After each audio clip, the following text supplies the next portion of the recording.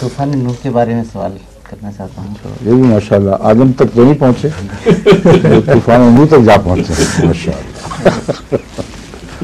ہاں جی فرمائیے. کہ کیا یہ عالمگیر طوفان تھا اور علاقہ کون سا تھا؟ عالمگیر کا علاقہ کیا ہوتا ہے؟ عالمگیروں کو علاقہ ہوا کرتا ہے؟ پھر سوال ہی متضاد ہے آپ کا. بس تاریخوں میں لکھا ہے کہ یہ عالمگیر تھا اور اس لیے. عالمگیر کا کیا مطلب ہے؟ عالمگیر کا مطلب یہ ہے کہ سمندر کی سطح اتنی اونچی ہو گئی کہ تمام خشکی اس سے ڈھانپی گئی. یہی مطلب ہے جی. سوائے پہاڑوں کی چوٹیوں کے، اور پہاڑوں میں سے ایک ارارات کا ذکر ملتا ہے اور جودی کا ذکر ملتا ہے. ارارات بائبل میں ہے، جودی قرآن کریم میں. تو ان کی جتنی اونچائی ہے اس اونچائی تک سمندر کی سطح لازماً اونچی ہوئی ہے.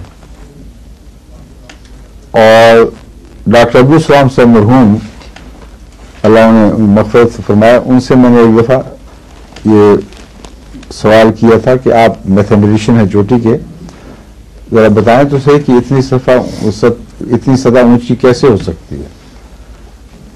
انہوں نے کہا جتنا پانی زمین میں موجود ہے اتنا ہی اور لے آؤ تو پھر اونچی ہو سکتی ہے. ناممکن ہے.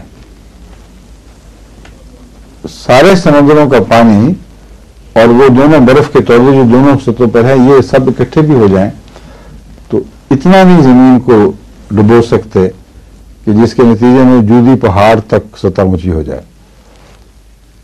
تو نعوذ باللہ من ذالک قرآن کی طرف ایک ایسی فرضی بات منسوب کرنا جو ہرگز قرآن نے نہیں کہی. کہاں فرمایا ہے کہ سب دنیا کو ہم نے ڈبو دیا؟ کوئی ذکر نہیں ہے.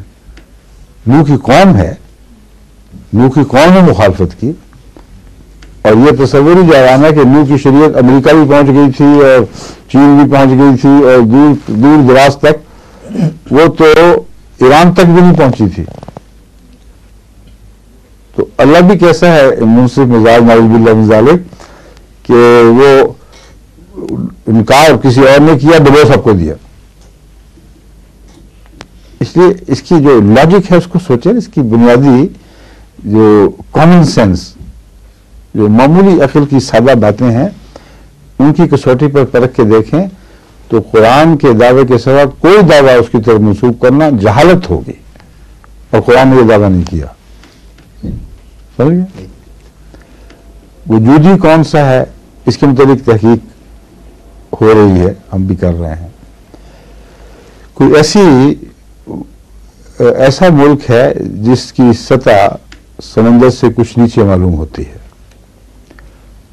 اور جس کے پہاڑ اتنے اونچے نہیں ہیں، مگر چونکہ وہ نیچے ہے اس لیے اونچے دکھائی دیتے ہیں. کچھ پیالے کی شکل ہے، اس کے ارد گرد جو اونچائیاں ہیں، جب کوئی غیر معمولی سیلاب آئے اور سارا پیالہ بھر جائے تو ان کا اونچائیوں ان ارد گرد کی پہاڑیوں تک پانی کا پہنچنا لازم قرار نہیں دیتا کہ سارا سمندر بھی غرق ہو اور ساری دنیا غرق ہو. اس سلسلے میں ہم نے جو تحقیق کی ہے ابھی تک، اس میں وہ مڈل ایسٹ کا علاقہ نظر آ رہا ہے، اور یہ غالباً کیا نام ہے اس کا، بحر مردار ہے جو جارڈن کے اندر ہے، بہت گہرا ہے، سطح سمندر سے بہت نیچے ہے. ڈیڈ سی، وہ بحر مردار ہی کہتے ہیں اس کو.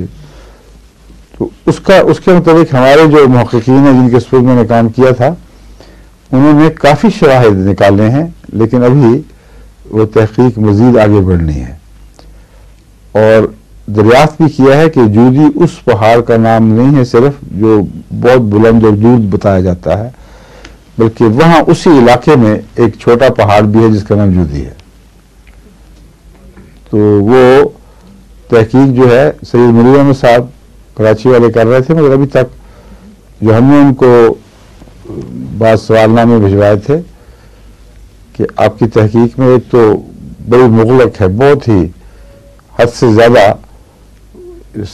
جو عالمانہ اصطلاحیں استعمال ہوئی ہیں اور یہ عامت الناس کی خاطر ہم لکھنا چاہتے ہیں، صرف عالموں کے لیے نہیں.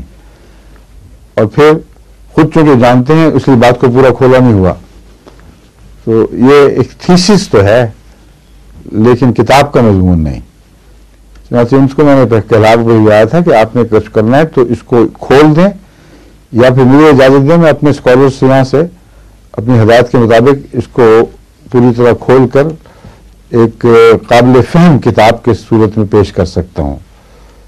تو ابھی تک ان کی طرف سے کوئی رسپانس نہیں ہوئی، مگر بہرحال میں نے ان کو کچھ ٹیم لگائی ہوئی ہے کہ اس کی کام کے پیچھے ہے بڑی اہم تحقیق اور بڑی دلچسپ ہوگی.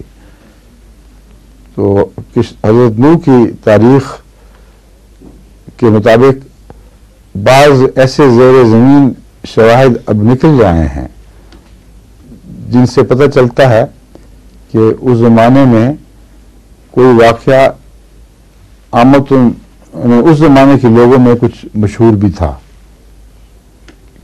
اور نام مختلف بتائے گئے ہیں مگر واقعہ بالکل اسی طرح بیان کیا گیا ہے.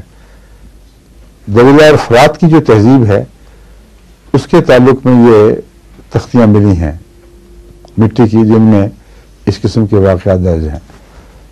تو ان کی جب مزید تحقیق ہوگی تو پھر انشاءاللہ بات کھل جائے گی، مگر ابھی مضمون بہت گہرا اور وسیع ہے، یعنی قابل تحقیق مضمون بہت گہرا اور وسیع ہے، اتنی جلدی اس پہ عبور نہیں ہو سکتا. حضور